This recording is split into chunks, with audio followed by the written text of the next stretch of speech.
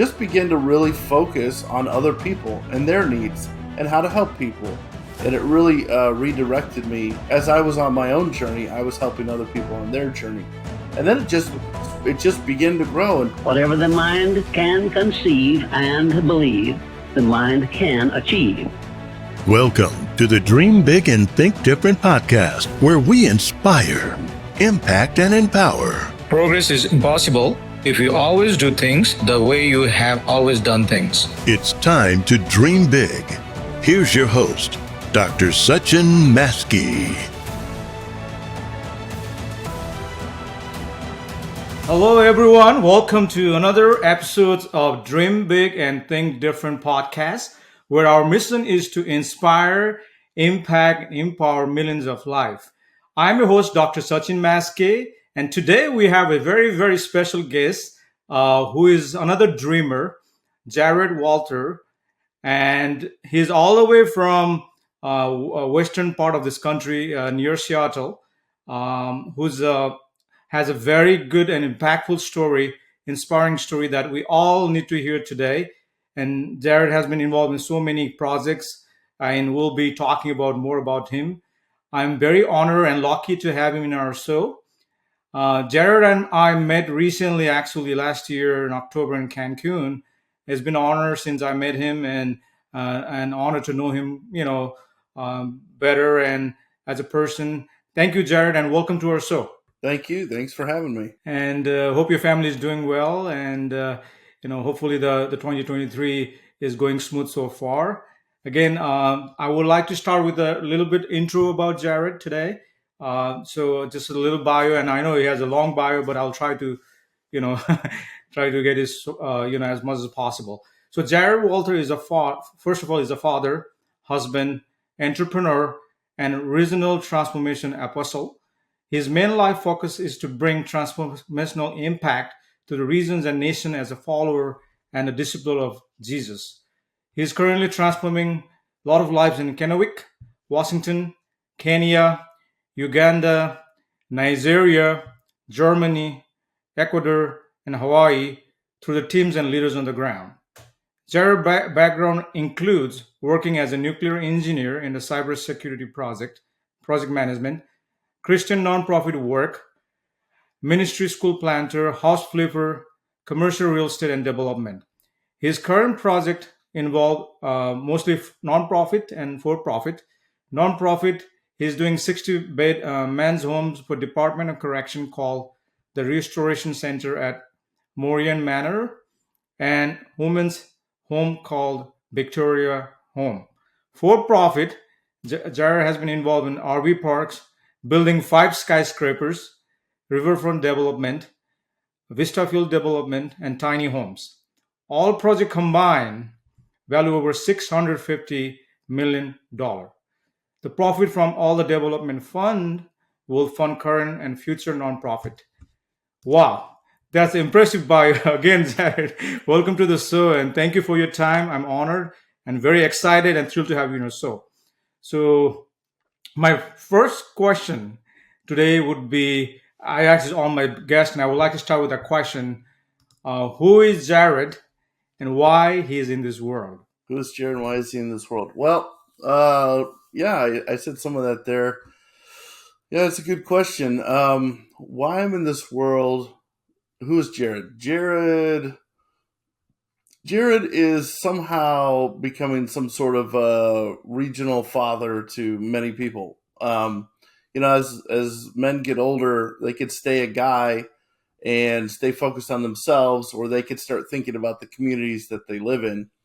And God's just kind of focused my mind to being a provider, a shelter, a safe place, so that people that don't even know me get the benefit of me being in that city. Just to provide a safe place, parks, reduce crime, increase economics, basically make a place where everybody would want to live and be on one of those top 10, places to live. So that's part of my role wherever we work, in whatever city, whatever nation. It's basically to make lives better. Why I'm on this earth is to do that. It's a regional transformational apostle to work in different regions and basically take the pulse of the city. Those 5 projects you read, um, they're what my region is asking for. Many of those things have been developed in thought and in architecture plans by my city's government. They're Hmm. asking someone to build most of those things.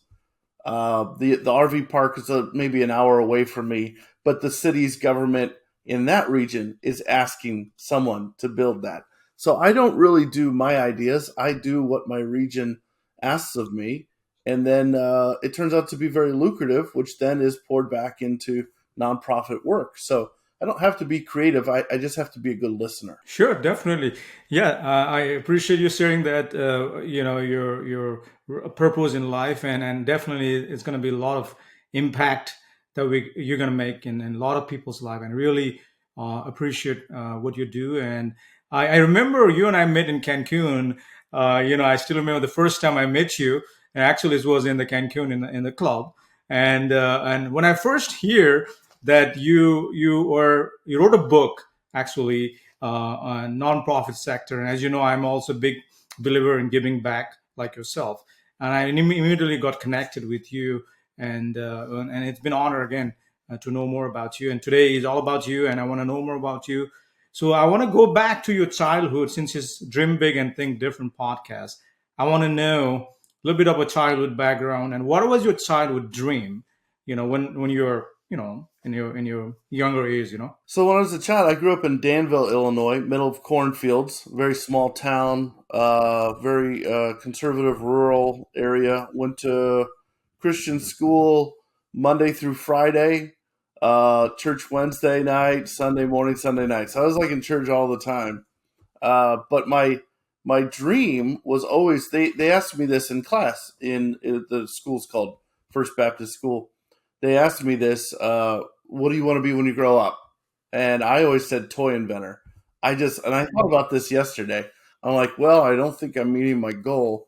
I'm not inventing any toys, but I'm providing toys. But yeah, just to be an inventor of toys so that kids could have something awesome to play with that they really enjoyed. I just love that idea. Now, I've not done anything with that. I mean, I've got my pilot's license.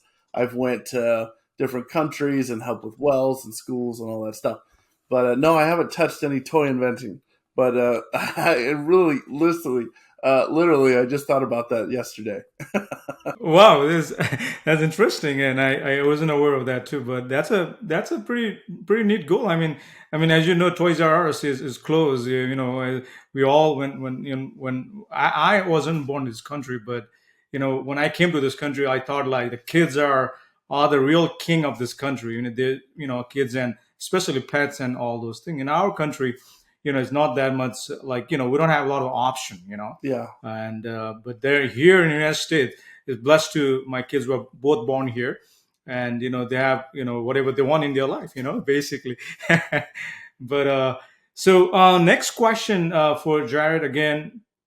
I just want to go. So you're born in Illinois, in Danville, and then you went to school, primary school, and you probably went to the college. And what happened after that? Like, where did you ended up, and how you started involving? I know you told me last time you started working on nonprofits since you were 21 years old. Yeah. Yeah. I'll tell you what happened. Sure. So I went to college. I left the church. I rejected the church. I went to the bar, and I went to the bar every day, Monday through Sunday, and drank. We had some Christian people knock on my door to ask about if I'd go to church, and I'm standing next to 6 30-packs of Natural Light. If you know anything about beer, that's the worst beer. It's not the king of Mm-hmm. beers. It's the joker of beers. And so that was my life, and I lived that life for years. I played rugby. And one of my rugby teammates said, "You should come to church." I'm like, I don't know. I grew up in church, but maybe I'll go. And I went drunk. I went hungover, reeking of Jack Daniels. Mm-hmm. And I couldn't even make it through the service. I had to leave and lay down on a bench outside. Just, as they have that joke about you're hotter than a prostitute in church. That was me. I was that guy, and I couldn't make it through the service. Reeked like alcohol. They didn't know what to do with me, but I kept coming. Actually, I went home. Just full transparency. I don't do any of these things anymore. My friend was smoking a joint, and he passed it to me. That was the last joint I ever smoked. And I told him about what happened to me. He goes, "Why would you ever go back?" I'm like, "I don't know, but I think I will." And that was my last drag of drugs. And then my life changed forever. I gave my life to Jesus, and then I would have been a joker. Honestly, I wouldn't have been doing any of this stuff that I'm doing now without a Yeah. transformation in my life. So drugs, alcohol, all the stuff I was doing, gone. And then I got a new focus. It wasn't about me anymore. I began to be okay inside. So that allowed me to look outside, because some people, they're struggling to make themselves feel better. So then it's all about them. How can they give back when they don't feel like they've got enough? But when you've got overflow in your life, you can give them the overflow. And so Yeah. that's where it began at 21. You asked how it started. That's how it started. And I went on a mission trip to Uganda at 21 as part of the team. And then I began to lead life groups, small Bible studies in my house as part of the church, and then just began to really focus on other people and their needs and how to help people. And it really redirected me. As I was on my own journey, I was helping other people on their journey. Yeah. And then it just began to grow. And in 2005, I got married to my wife, Stephanie, and we went to Kenya for our our honeymoon. And we asked for no gifts. We didn't want material stuff. We asked for money for the plane ticket and the travel.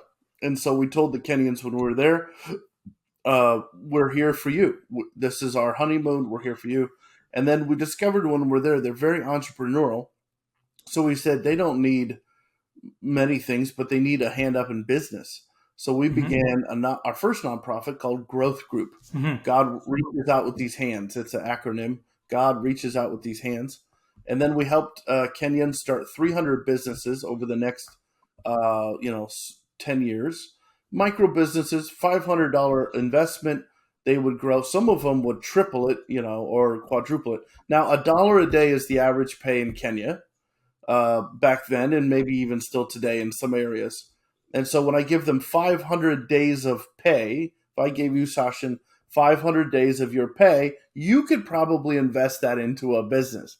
And so I gave Absolutely. Kenyans $500 days of pay, which happened to be $500 back then at the exchange rate. And so a lot of them did very well. They started sometimes a franchise, if you will, of whatever they were doing: sewing machines, cows, maize, taxis, whatever it is that they wanted to do. I gave them a simplified business plan off the Swift SWOT model: strengths, weaknesses, opportunities, threats, success, failures, and had them write it down and then talk, kind of analyze the market a little bit, and then let's go. And they did very well. So sometimes people just need a hand up. So that's how I got started, from living for myself, like, just a regular partying kid at college, and then getting transformed into, let's think about other people. Wow, that's amazing, man. I'm always inspired by what you do, and But my question was, when you talk about it, when you went to mission to Uganda and Kenya and honeymoon for the Kenya, and I was just trying to think in my mind, why did you What was the reason for you to choose Uganda and Kenya? And I mean, there's a lot of other countries. Nepal probably one of them, I would think. And I really wanted to probably go sometimes in Africa and the part of the world you're helping. But I want to hear from you. Why did you choose those countries? I'll tell you, and I'll also tell you. I'll let you in my world for a little bit. Of course. So I just got involved in the church, and they were doing a fast. And if you don't know, for readers that don't know, fasting is fasting, no food. So it's a millennia old practice of cleansing yourself by fasting. So I had never fasted before. So I did a 3-day fast with water, and I was a college kid. That was tough. So I did 3-day fast with water, and This was back in when you were 21. 21, because Wow. I'm in a fresh new world, right? I'm with these new people. It's kind of a new culture for me. I'm like, okay, I'll try it. Whatever. I'm up for anything. Like once, let's see what's this about. So I did a 3-day fast, and I really felt the Lord speaking to me and says, I want you to go to Africa. And so at the end of the 3-day fast, we had a meeting, and I stood up, and I was really embarrassed to say it. And I said, I think that I'm supposed to go to Africa. And then they're like, hooray! And they all prayed for me. And so I didn't know what to expect. I'm new to this culture. I have no idea what these people do. And then on Sunday, they had a guest speaker from Africa, from Kenya. And he gets up there and he does his message for 30 minutes or so. And he gets up there and says, who will come to Africa? I'm like, oh my God! I sheepishly come forward. I'm like, okay, I think I'm getting the message. I'll go. And he didn't mean it. It was like a rhetorical question. He probably shouldn't have asked that if he didn't want a response. So I said, when are we going? He's like, no, that's not how this works, kid. I'm like, what do you mean? You just said, who will go to Africa? I just fasted for 3 days. I just felt this is the calling I'm supposed to have. And he's like, yeah. And so he just prayed for me and kind of like shooed me off. I'm like, I'm confused now. So about a year later or so, I was at a regional retreat with the church, and they had a guest speaker, and he was going. And some of my friends were going on his team, hand-selected by him. I was not hand-selected. If you want to know, the hungry bird gets the worm. So I go up to him, and I'm a young buck, and he's older, late 50s at the time. It's over 30 years difference. And his name was Steve. I said, Steve, Jimmy's going, and I don't know the rest of the guys' names. I'm like, I really felt the call to go, and and you're all nervous. And I said, can I go to this trip with you? And he looks at me and he goes, okay, you could go. And then later he explained he was trying to size me up if he could stand me for a week. And so I had to basically barge my way in to go. Because back then, nobody lets you do nothing. They all think you're just full of hot air. And so I went. It was a great trip. And then I thought I had fulfilled the mission. I had went to Africa, and Steve laughed and he goes, this is just the beginning. We're staying at the 5-star resort in Kampala. You're eating pizza and watching the NCAA finals. You're not in Africa, okay? You're in the best of the best, because there's a big church, a major national ministry that the guy worked with the president who we visited.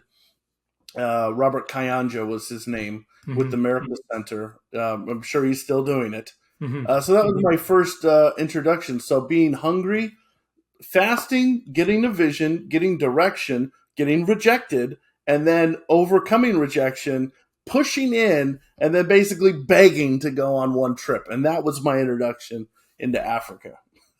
Wow. Yeah.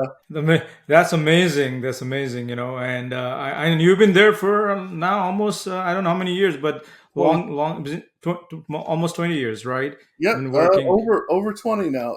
Well, I'm 42, so 21, I suppose. 21 times 3, 42. Yeah. So I know we're going to talk about your current project in a few minutes, but I want to just go flow. So how often do you go there? And since 21, you do it every year, or do you go, a couple of times a year? There were some years I didn't go. There were some years, I think for a span in there for 3 or 4 years, I didn't go. Okay. But I would try to go once a year because I worked full time. I had a job in the nuclear power plant.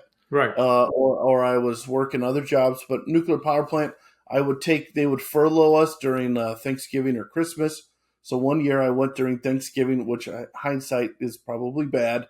I'm like, why did I do that? I went during Thanksgiving. I don't know why I did that, but I did.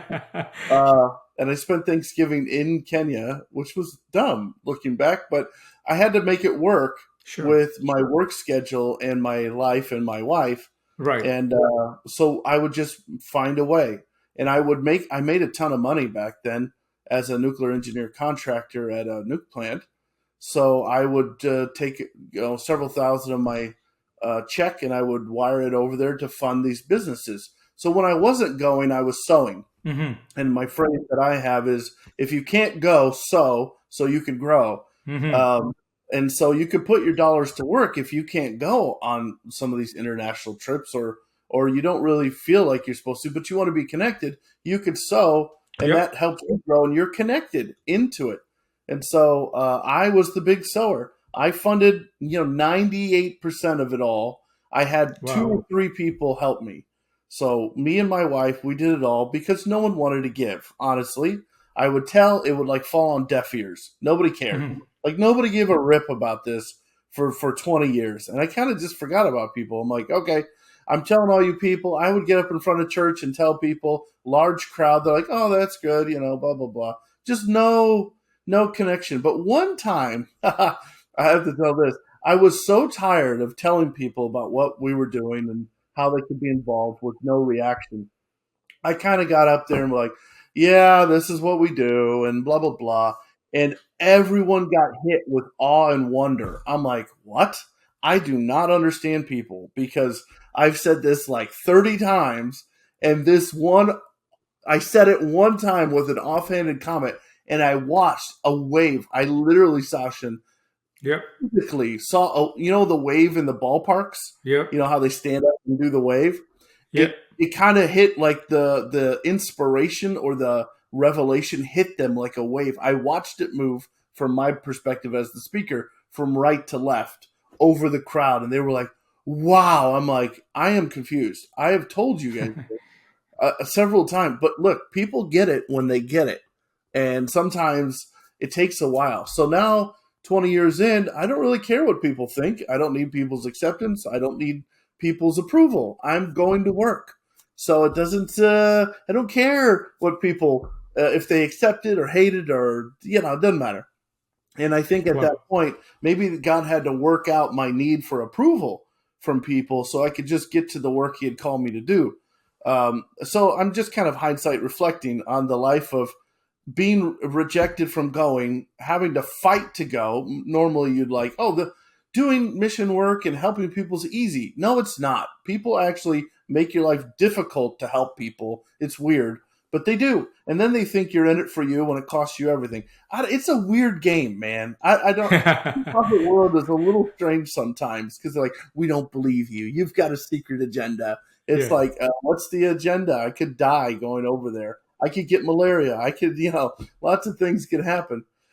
So yeah, it's just kind of pushing through and following your vision, following your dream, no matter whose or what circumstances kind of give you resistance. I absolutely agree in what you just said, and it's been for me almost 4 years. I've been working with my nonprofit.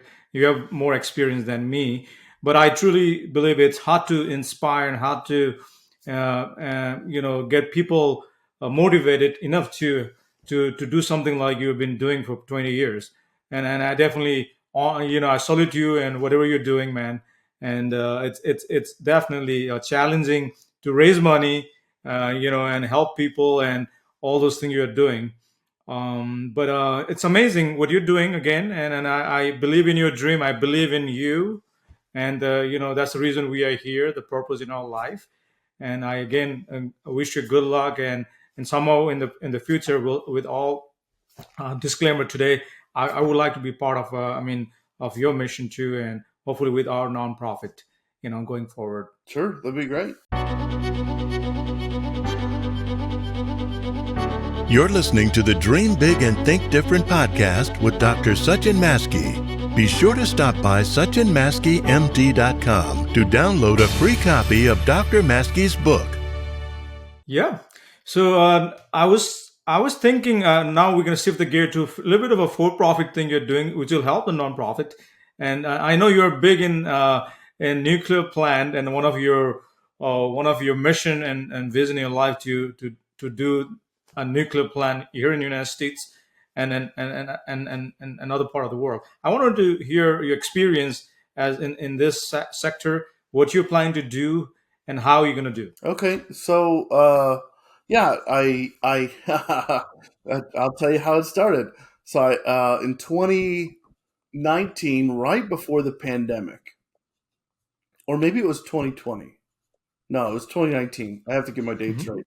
2019, I went to a conference, and they did a word of knowledge. If you don't know what that is, it's when the speaker gets a hunch of what to do. Um, Hmm. and he says, "Who's Jared?" And now this is a big conference, big conference. And Right. if there was another Jared, I apologize to you right now. But I stood up and I claimed that for me. I said, "Right here." And so they called my name, and I'm like, "Wow, this is great." They said, "I just see the hand of the Lord giving you contract after contract after contract." And I said, "Okay." And I thought, I didn't know what it meant. Right. Um, I was like, "Okay." And everybody came and prayed for me, and I felt the power of God. I was like, "All right, let's go."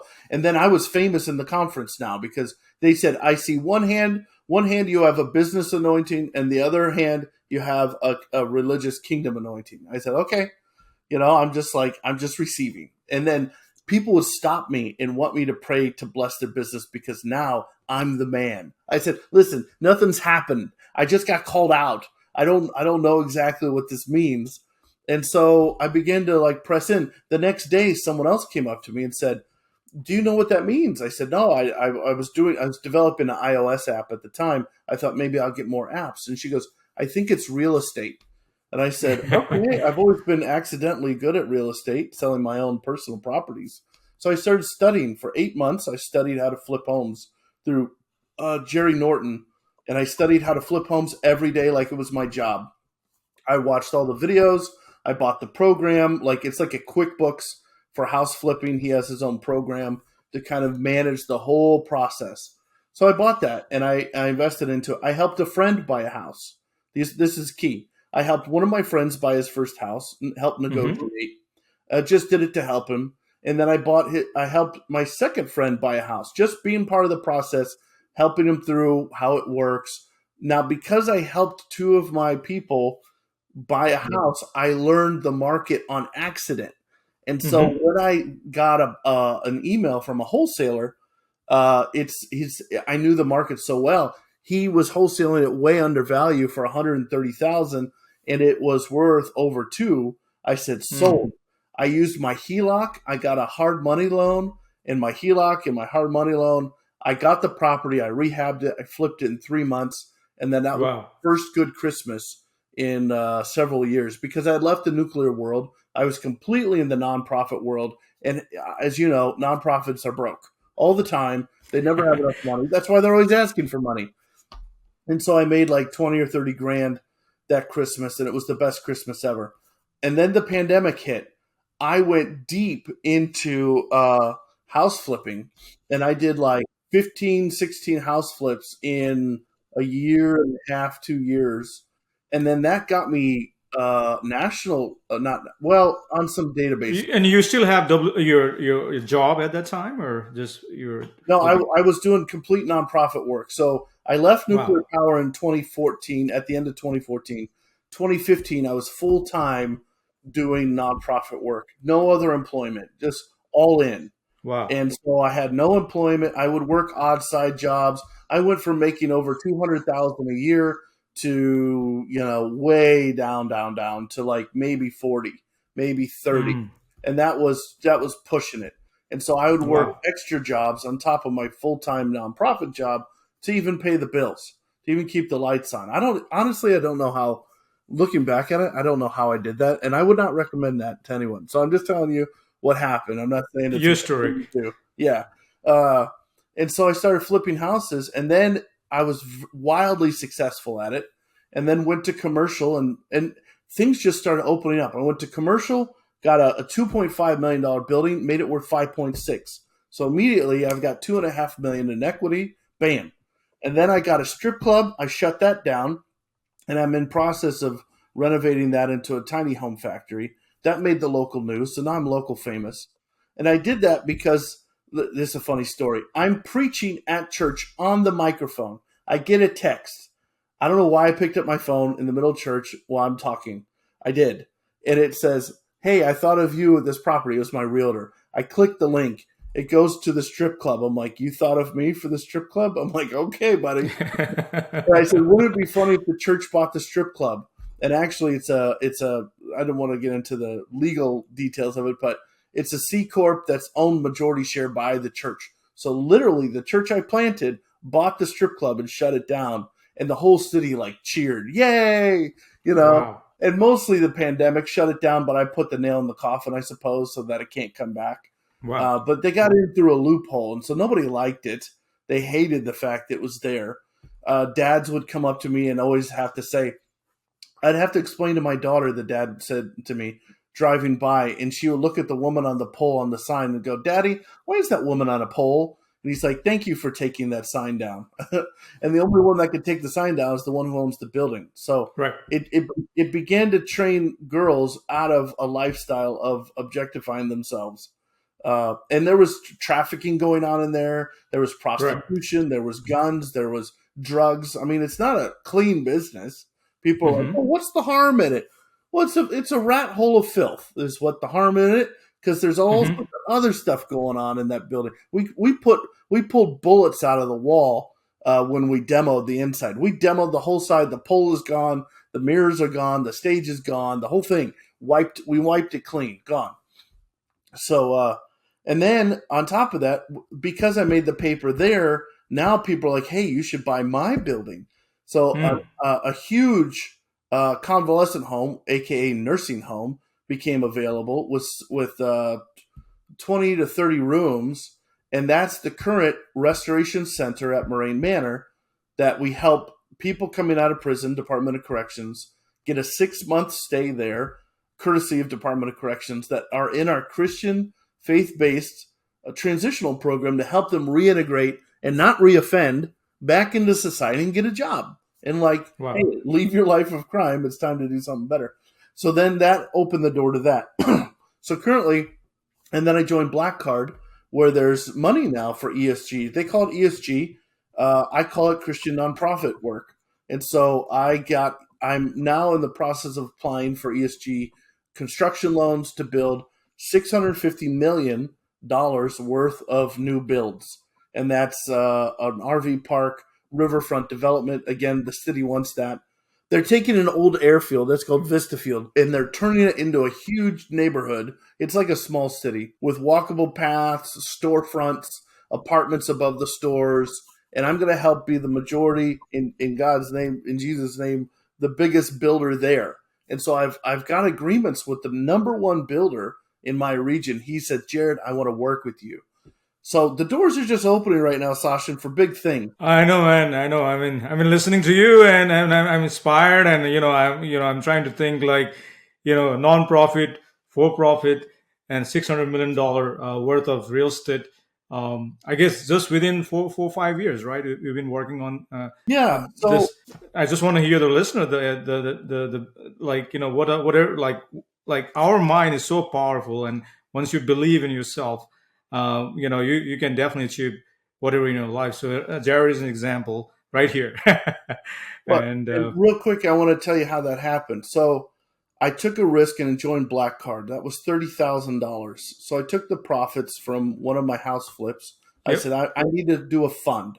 A fund is an SEC regulated, Reg D 506C is my fund, regulated fund. So I could take money from investors legally. And then advertise. And so that opened my mind through being on office hours calls and the videos to say, if I took the limiters off of money and I could raise potentially unlimited capital, what could I do?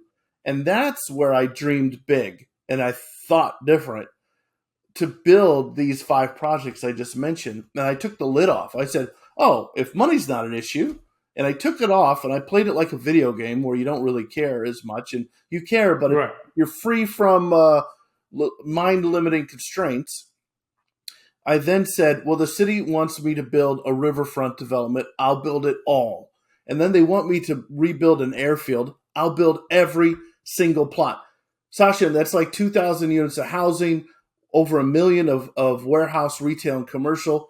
I'm going to try and build all of it. Okay. Wow. And then I wanted to build skyscrapers. So I went to the city. They changed and are changing all of the codes to allow me to build as tall as I want to go. And they're applauding me and thanking me and say, please build this. I was like, all right. So And then I pitched it and I made the pitch. And then I got a family office to say, we'll approve you for $650 million. You just need $170 million. I'm like, oh no, what do I do there? So the point is you just keep pushing and you keep believing and you keep dreaming and you don't take no for an answer. And you're like, I'm just going to go for it. And I don't care if it sounds stupid. I'm doing it. And you declare. There's power in your thought, but there's power in your word. Your words are your thoughts put to action. And then, Yes. and then as you declare a thing, it becomes a thing. And so I'm right now about to sign paperwork to get the ball rolling on all of the funding, 100% covered, building all of that stuff. I've got all the top A-list companies wanting to work for me to build this all. So it all begins with a dream, a passion, and a life of service. And then I guess it cultivates a soul that can handle this kind of thing, because people are like, how do you do it? I get this. I hate this phrase. Jared, you look like you're stretched thin. I said, I feel great. I don't feel stretched thin.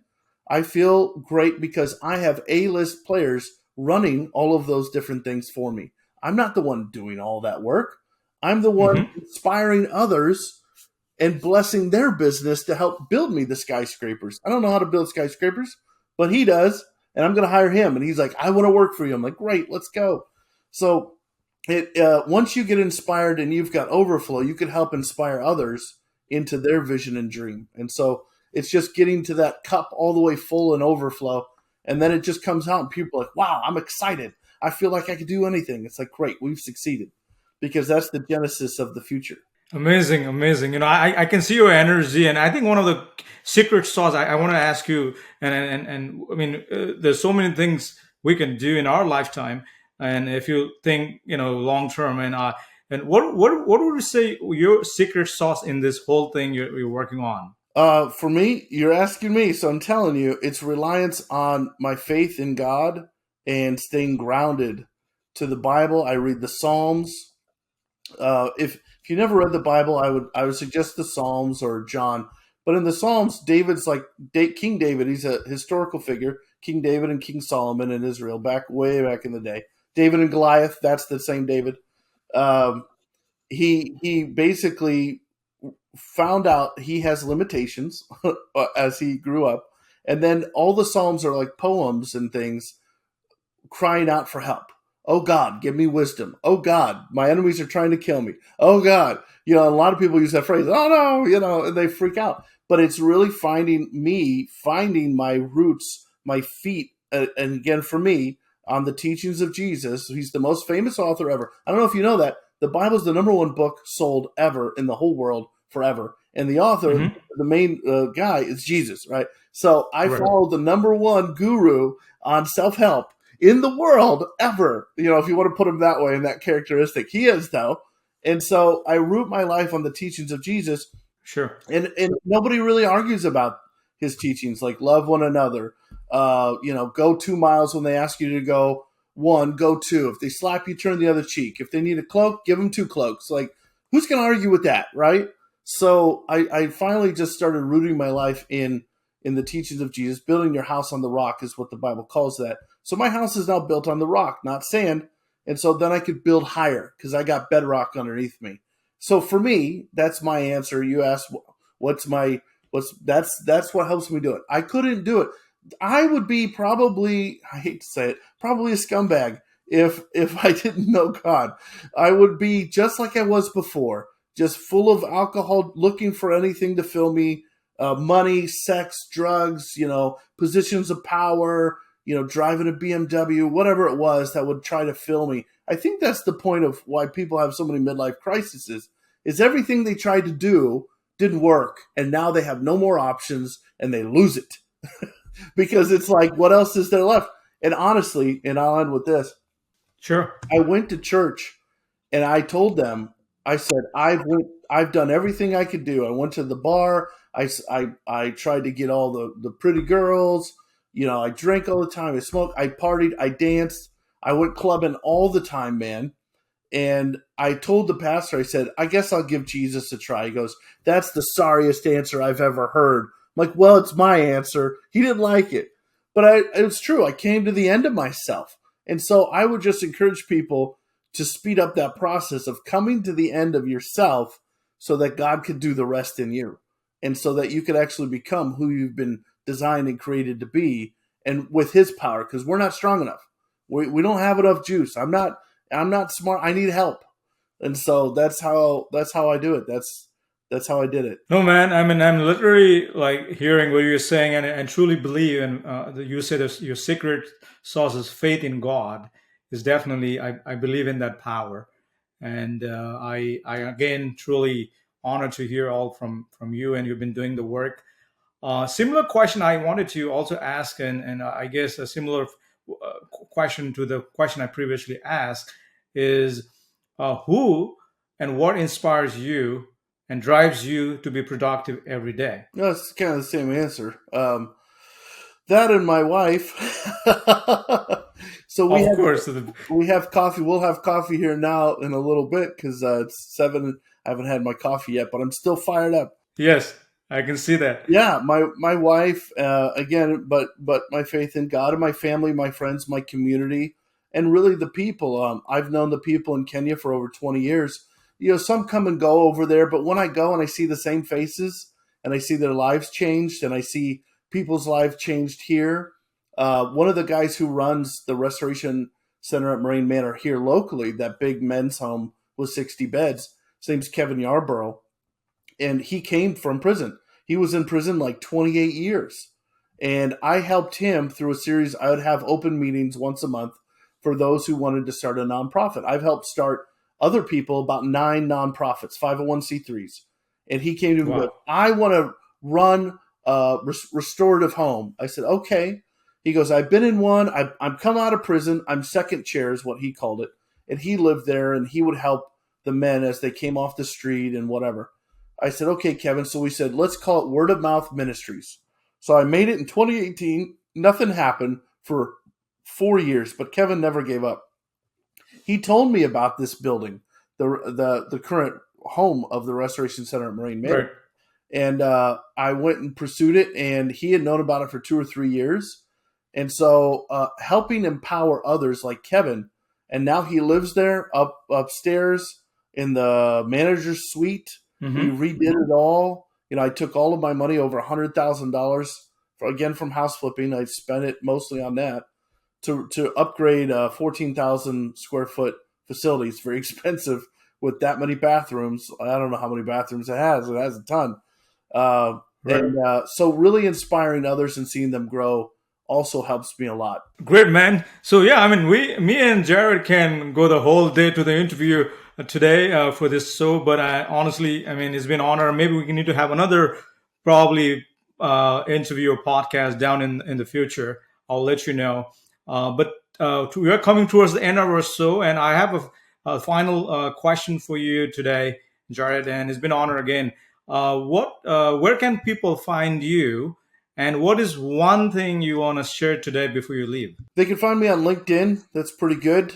Or one of our websites. There's a couple websites, www.ascendwa.com. That's our Christian ministry. You can find out some information there. Okay. There's also Moraine Manor, MORAINE, MANOR.com. So there's. By the way, we're gonna put all the links down in the YouTube. So those are 2 websites, or LinkedIn. If you want to find me there, you could reach out. But what I would say is never give up on. Once you find your dream, never give up on it, because you will find resistance, even from people or places you thought would support you. They might not. But I would say go for it and never give up and never take no for an answer, and press in and you'll win. Thank you. And be healthy. And be healthy. That's right. Well, again, thank you everyone for listening and whoever is watching this. To really appreciate your time, and if you can quickly subscribe the channel and give the 5-star review, and we'll be bringing more dreamers next time. But again, thank you very much for your time, Jared, today. It's been an honor, and wish you all the good luck, and God bless you. Amen. Thank you so much. Thank you. Thank you for listening to today's episode of Dream Big and Think Different. We hope you enjoyed it. Please be sure to subscribe to our show so you don't miss any gold nuggets.